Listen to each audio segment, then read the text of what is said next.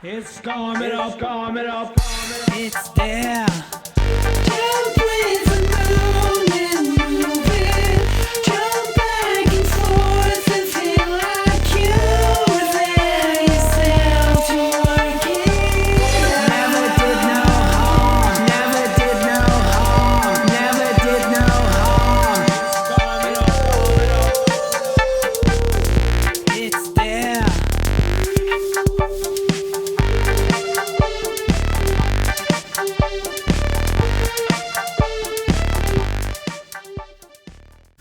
Hi and welcome to the channel. Today I want to continue with you with this new series around recreating iconic songs. I was in the middle of my process of creating a video for the channel when Gillian the Greatest has posted a suggestion, and Gillian wanted me to look into a band like Gorillaz. What I normally do on my creative process is to do some sort of research phase where I try to listen into a song or a sound design that I want to talk about here in the channel. So I work in a few videos at the same time. But while I was doing my research on Gorillaz for an upcoming video, I stumbled upon the song Dare that resonates a lot with the latest videos we had here in the channel. So then I decided, okay, I skip what I'm doing and I jump right onto the Gorillaz song. And here we are. That's the beauty of internet, where we can interact with you guys and you can influence my creative process here as well. And the reason why I've chosen this song is because of the bass line. So what I wanted to do in this video is to divide it roughly into 6 parts. In the first part I want to show you the bass line in the Moog Grandmother. On the second part I wanted to show what I have programmed as a rhythm on the Roland TR8-S. On the third part I want to show you the synth lead for this song that I created a patch on the Mini Moog. On the fourth part I would just give you a quick overview of the bell sounds on the Juno Roland Boutique series. And on the fifth part I want to show you one of the hardest sound designs for this arrangement, which I did on the Hydrasynth. And last but not least I will give you a glimpse of my DAW working session where I added a few more effects and work on my mix and mastering. So come with me, let's have a look into the bass line.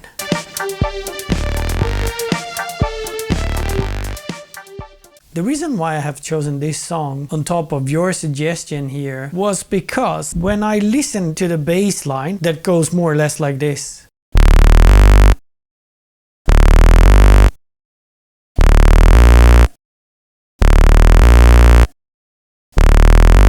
This was essentially the same sawtooth bass line that we have seen on the Moloko video on this channel. And I thought that this was a good hook to realize how good creative musicians not necessarily reinvent the wheel, but that they build on one another, and that these classic sounds are relevant in different genres, but also that they are used and reused by different artists. So in essence, the bass line that you hear for this arrangement on the intro is the exact same patch we had for the Moloko Fun For Me song. The only difference here is that I removed the velocity influence into the amplifier volume because I really wanted this consistent sound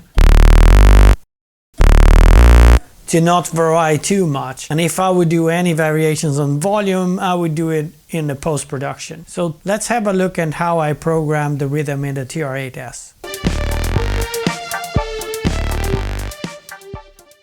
So let me walk you through the instruments I have used, or the sounds I have used here in the Roland TR8-S. That's a drum machine that among its samples has a lot around the Roland classic sounds. I start setting my drum machine to 120 BPM and my kick drums is an 808 kick drum. For this first variation here, what you hear is my kick drums on steps 1 and 9, and the answer for the snare, which is a 707 snare, it's on steps 5 and 13.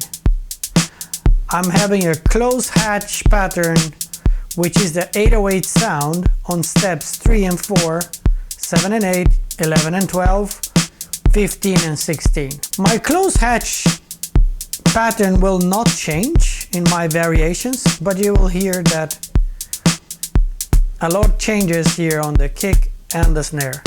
So for my first variation, the kick is programmed to step 1, 4, and 8, and the snare on step 13.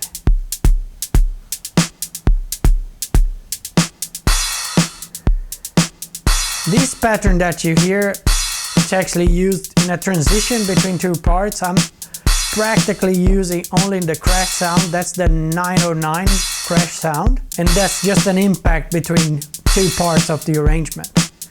And last but not least, I have this pattern here, which has the kick drum on steps 1 and 4, 8 and 9, and the snare again on step 13. So now let's have a listen to the pad/lead sound that I programmed on a Mini Moog.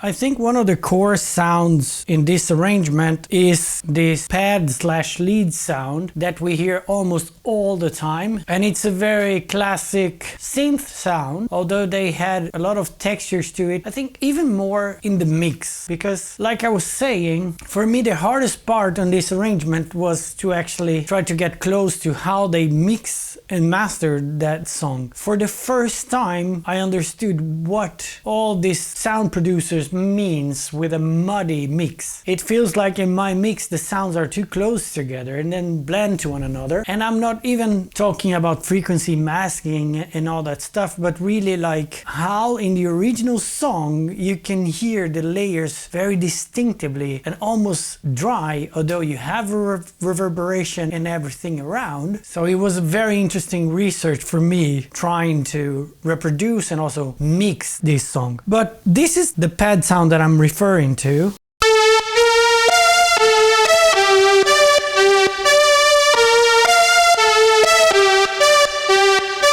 It's really this classic warm sound, and I'm using for reverberation the pedal called Neon Egg Planetarium 3. And that's a combo of reverb. You can also use it as modulation or chorus, but for this sound here I'm using reverb and the compressor. I'm not using the tape delay, although I've added more things in post-production. But you can immediately recognize this synth sound as this classic vintage sound. So that's why also I wanted to use the Mini Moog for that. That is a classic 3 oscillator sound. All of my oscillators set to a sawtooth. Nothing fancy in my amplifier envelope here. And of course I'm using the magic Moog ladder filter with my cutoff frequency around 1 there. A little bit of emphasis or resonance here around 3, but nothing fancy. It's really like this classic vintage analog sound.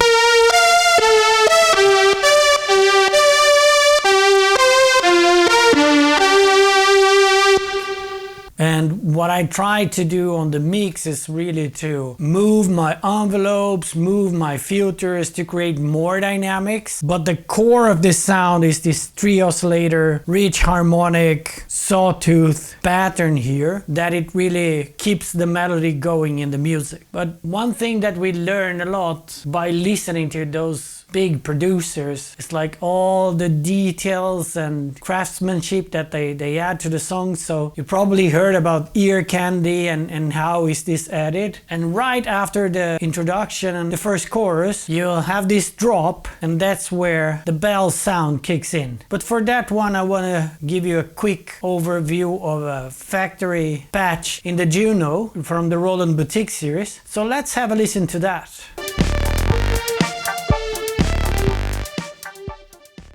At least in my process of either creating a new piece or recreating a piece like we are doing here in this exercise, I tend to rely a lot on a pre-curated library of sound. So for instance, in my DAW, I have a lot of plugins or VSTs for virtual instruments. The first thing I try to do when the virtual instrument comes with pre-existing patches, I always try to go through those patches, playing it and listening to all of them and bookmarking the ones that are interesting interesting for my taste of music or the kind of thing I want to build. And it's not different with Hydrasynth as well. Like with the Juno here from the Roland Boutique series, which also has these very classic, easily recognizable sounds and patches. I knew that I had a good bell sound that would fit to the drop of this song. So I'm basically using here the factory preset on bank 3 and the first preset for my bell sound.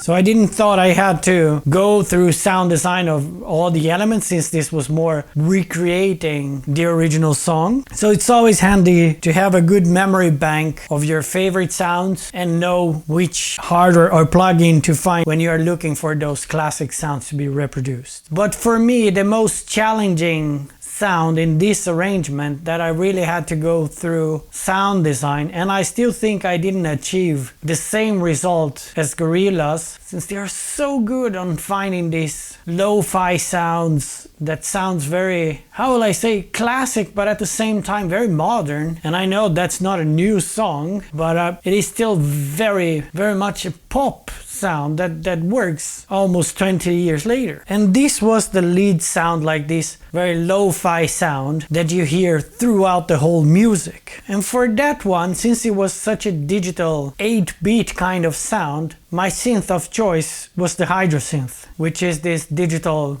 laboratory for sound design. So come with me and let's have a look on how I try to reconstruct that sound there.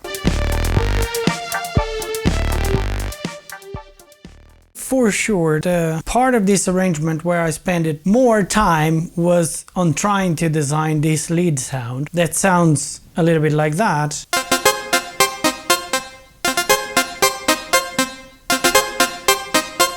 And this was the phrase that I've used in the mix. And what I tried to do here was, like, they had this very lo-fi sound that reminds us a lot of the video game 8-bit sound, but it was so well produced, so full of textures, and at the same time so compressed and clean in the mix that I thought, okay, this is a kind of a hip-hop flavor song. It has all the rap elements there. So I'll try to do a lot in post-production, but I need a foundation of a sound that has this very short decay to it, that has this texture of the digital into it, but then I can modulate and try to create variations within the mixing process. And that's also because most likely I think they are using a delay for all these rhythmic patterns that we hear in the original song.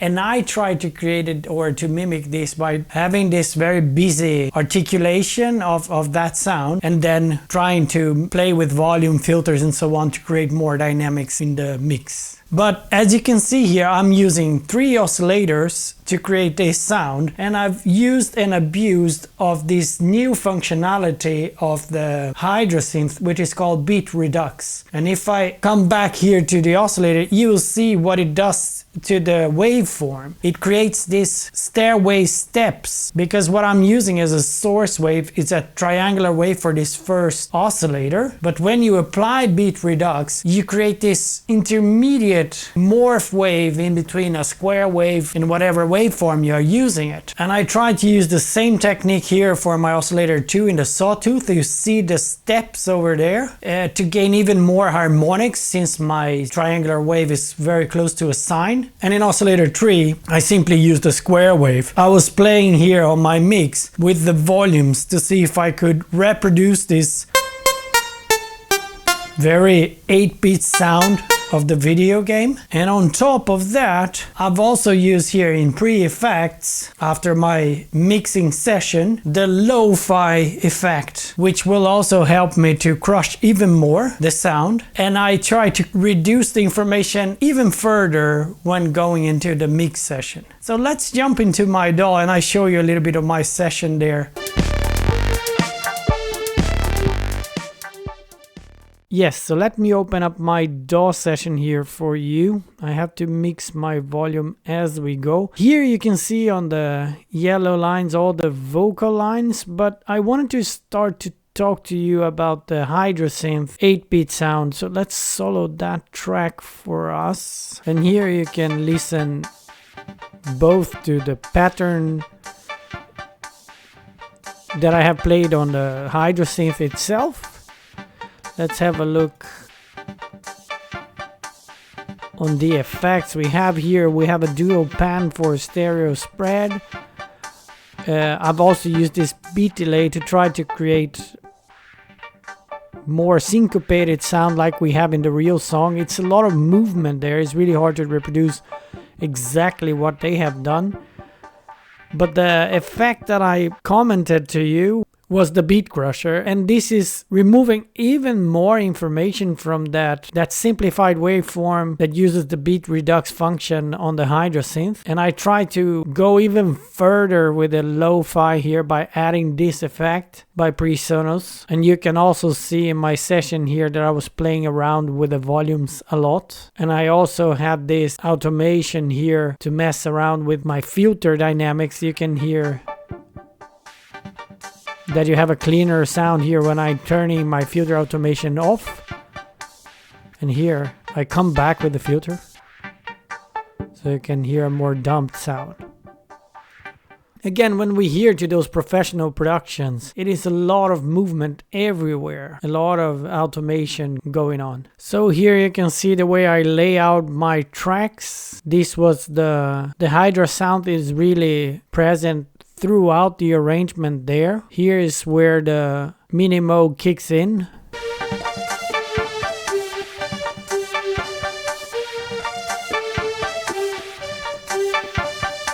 Now with the drums in context there.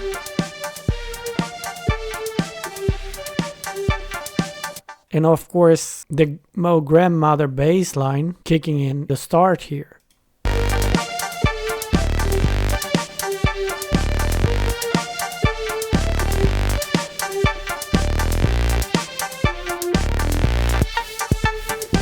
And this is when the drop kicks in with the Juno bells.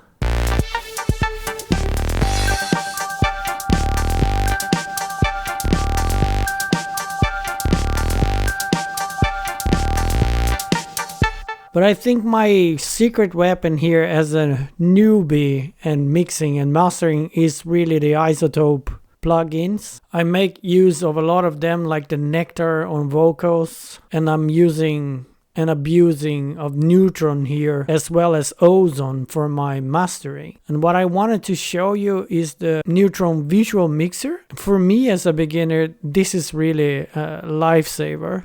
It looks a little busy here on my screen since I have the many layers there. But basically what I do is to add this relay plugin here to all of my channels. And what this will give me is this mix distribution of all of my channels that I label with relay, both in the left and right stereo spread, and here as a vertical axis I have my volumes. So what we have here is really a visual representation on where each of these elements is in relation to one another. And for somebody that is just starting, this is really helpful. And as every tool in iZotope, they have all of these wizard suggestions. You can also use AI for the mixing part. So that tool really helped me to get started, to understand more about the mix and analyze masking between channels and so on. And Ozone here is what I use for mastering. They have this magic functionality to listen to what you were playing and creating all the stack of effects that you'll need to actually boost the volume of your sound, being that you are mastering for a video production or your own music composition, right? So for me, iZotope was really a lifesaver as this teach yourself beginner, because it gives you the first steps to understand both mix and mastering. So Neutron 4 here as this mixing tool, and Ozone as mastering tool, as well as Neutron visual mixer to help you visualize and create your soundscape.